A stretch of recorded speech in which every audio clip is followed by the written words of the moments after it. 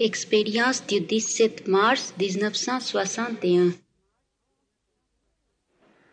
Entre 2 et 3 heures,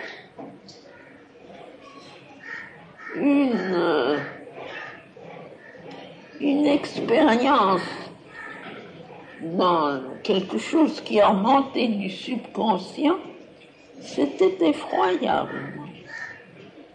C'était... Comment?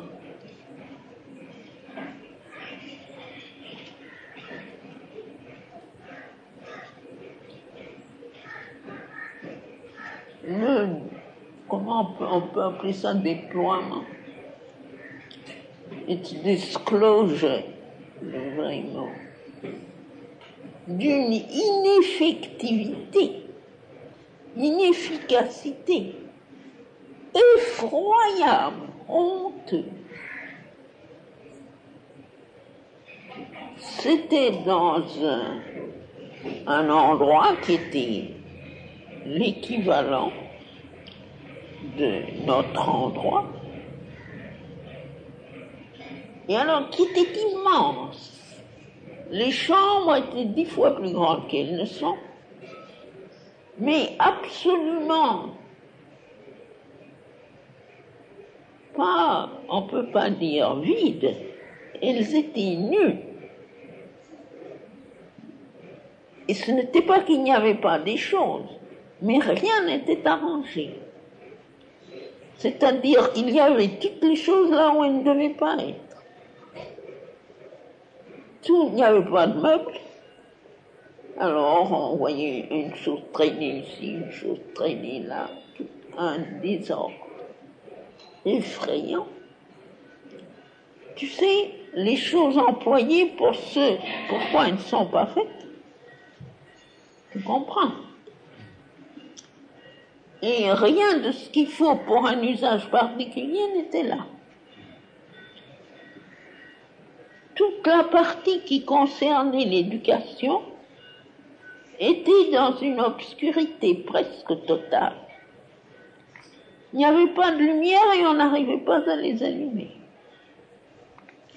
Et les gens se déplaçaient et venaient me faire des propositions incohérentes et stupides. Et j'essayais de trouver un coin pour me reposer, pas reposer parce que j'étais fatiguée, mais pour pouvoir me concentrer un peu et arriver à voir clair dans tout ça. Et c'était impossible. Personne ne me laissait tranquille. Et finalement, j'ai mis bout à bout, justement, un fauteuil qui était... et puis un tabouret, j'ai essayé de me reposer comme ça, et immédiatement quelqu'un est venu, je sais qui, n'est-ce pas, je ne dis pas les noms exprès. Quelqu'un est venu et m'a dit, oh mais ça ne va pas du tout, ça ne peut pas s'arranger comme ça, et puis il a commencé à faire du bruit, des mouvements, du désordre. Enfin, c'était affreux.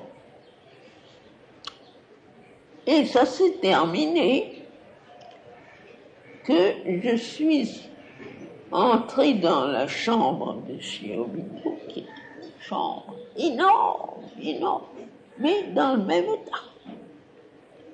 Et lui, il avait l'air d'être dans une conscience éternelle, n'est-ce pas, tout à fait détaché de tout, mais avec une impression très claire de notre incapacité totale. Et alors, il n'avait pas mangé, probablement parce qu'on ne lui avait rien donné à manger. Et quand je suis entrée, il m'a demandé s'il était possible d'avoir quelque chose à manger. Alors j'ai dit oui, je vais aller le chercher. Je m'attendais à le trouver prêt. Alors, j'ai dû faire une sorte de chasse pour arriver à trouver quelque chose. C'était fourré dans des armoires, mal mis, n'est-ce pas, tout en désordre, Dégoûtant, tout à fait dégoûtant. J'ai fait appel à quelqu'un qui était endormi, est arrivé avec des yeux gros de sommeil, et je lui ai dit de m'arranger le déjeuner pour Aurobindo. Et alors il avait ses idées fixées, ses principes, tels qu'il est dans la vie. Et je lui ai dit, dépêchez-vous, Aurobindo attend. Mais se dépêcher, c'était une chose impossible, il fallait faire les choses suivant sa conception des choses. Et une maladresse et une incapacité effroyable. Ça a pris des temps infinis pour arriver à chauffer un petit déjeuner assez maladroit. Alors je suis arrivé avec ça chez Aurobindo. Aurobindo m'a dit, oh, ça a pris très longtemps que maintenant je vais d'abord me baigner. Alors j'ai regardé mon pauvre déjeuner en disant, voilà, j'ai eu le temps d'avoir chaud, il va devenir froid. Et tout ça, c'était si sordide et si triste. Et tu sais, lui, il était comme ça, comme s'il vivait dans une éternité, mais tout à fait conscient de notre incapacité totale. Alors, c'était tellement triste, n'est-ce pas, de voir que nous n'étions bons à rien. Ça m'a réveillée, ou plutôt j'ai entendu sonner, et ça a fait comme l'autre jour. J'ai entendu sonner, je n'ai pas compté, j'ai sauté de mon lit. Et alors je me suis aperçu à temps que c'était 3 heures et je me suis recouché. C'était 3 au lieu de 4. Mais alors j'ai commencé à regarder et me dire, bien vraiment, si nous avons à sortir de toute cette infirmité, avant que quoi que ce soit de vraiment bien puisse être fait, nous avons des choix à faire. C'était lamentable. Lamentable. D'abord sur le plan mental, puis sur le plan matériel. Absolument lamentable. Et moi, je dépendais de ces gens. Aurobindo dépendait de moi et d'eux, par conséquent, et moi, je dépendais d'eux, et je me disais, bon Dieu, si je savais où étaient les choses, si on m'avait laissé, n'est-ce pas, vraiment triturer la chose, ça aurait pu être fait vite, mais non, il fallait passer, et comme c'est d'ailleurs dans la vie, n'est-ce pas, on dépend toujours d'intermédiaires. Voilà. Ça m'a fait penser. La dernière fois, quand je t'ai raconté cette chose, je te disais au revoir, je t'ai pas dit un point qui était très important, qui était le plus important. Je quittais définitivement l'assujettissement, en français ça se dit assujettissement, l'assujettissement au fonctionnement mental. C'était ça mon départ. Depuis très longtemps, n'est-ce pas, je vois toutes les phases d'assujettissement au fonctionnement mental, depuis très longtemps. L'une après l'autre, n'est-ce pas, qui se défont comme ça. Et ça, c'était la fin, c'était la dernière. Je quittais l'assujettissement au fonctionnement mental pour m'élever à, n'est-ce pas, une région de liberté. Et alors, tu avais aidé beaucoup, tu étais très gentil, je t'ai dit.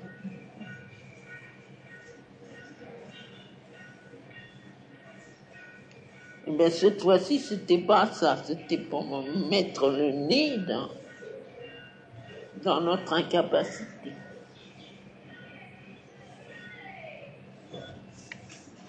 Tu vois ça? Une chose après l'autre, ce subconscient est interminable. Interminable.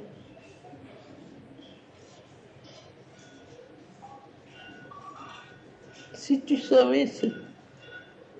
Et alors, n'est-ce pas, je te passe des détails pour une imbécilité. Celui que je ne nomme pas et qui avait si maladroitement préparé le déjeuner, il me dit, oh oui, tout ça en anglais, tout s'est passé en anglais, je traduis. Il me dit, oh oui, aujourd'hui, Aurobindo est un peu un peu morose.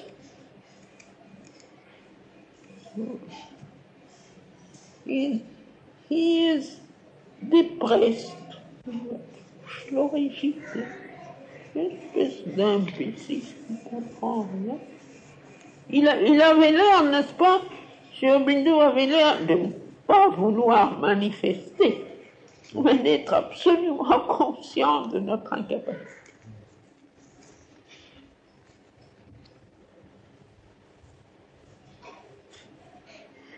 Voilà.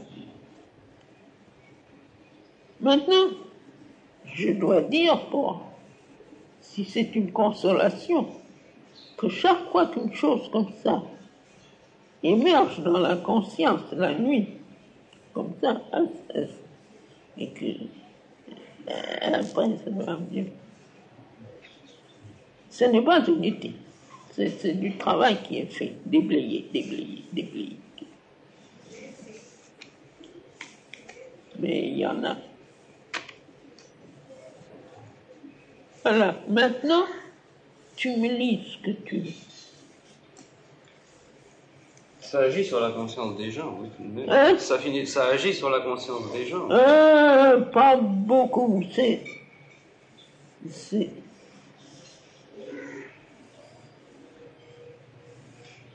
Oui et non, dans le sens que j'arrive à faire un progrès général. Individuellement, il y en a qui sont réceptifs. Il y en a, des fois même, il y en a qui sont étonnamment réceptifs. Ils reçoivent la chose exacte, juste sur le point exact. Mais ça, c'est 1 sur 100, même, j'exagère. Seulement, d'abord, moi, n'est-ce pas, j'ai une sorte de pouvoir sur les circonstances qui vient, comme ça.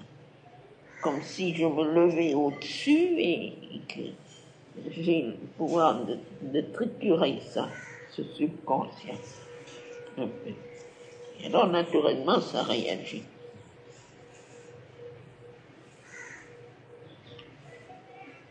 Mais n'est-ce pas, ça fait des zones entières qui entrent sous le contrôle.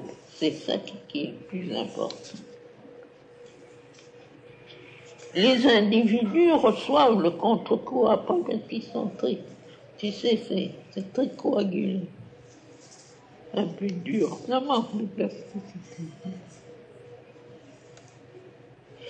N'est-ce pas? Ce garçon dont je parle et que je nomme pas, je travaille avec lui depuis il y a certainement plus de 30 ans. Je l'ai dressé au travail. Et je ne suis pas arrivé à lui faire les choses spontanément, suivant la nécessité du moment et libre de ses idées préconçues. Ça, c'est le point sur lequel il résiste.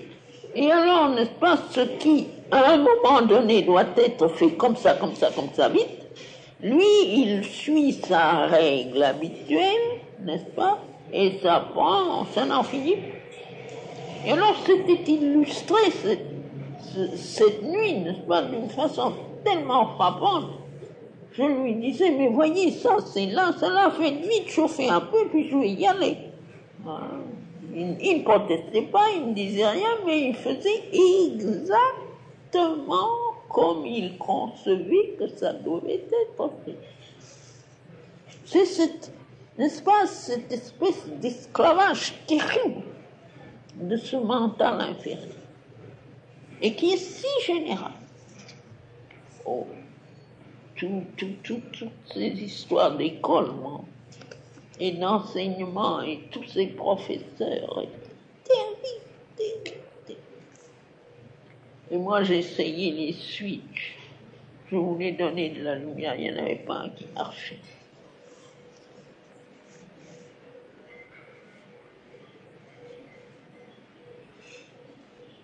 Naturellement, ce sont des tableaux un peu exagéré parce que ils sont pris séparément d'autres choses.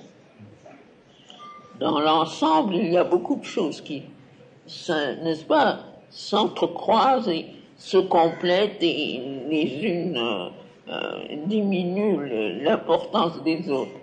Là, c'est pris tout seul, montré comme ça, n'est-ce pas, comme avec des vers grossissants. Mais enfin, c'est des bonnes leçons.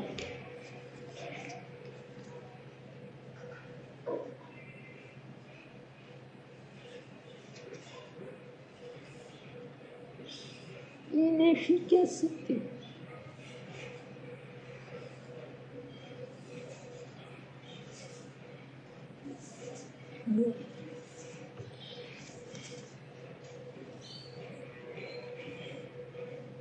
Et tout ça, surtout, parce que chacun est enfermé dans sa petite formation personnelle, formation du mental le plus ordinaire, le mental constructif de la vie de chaque jour, tu sais, comme dans une prison étroite.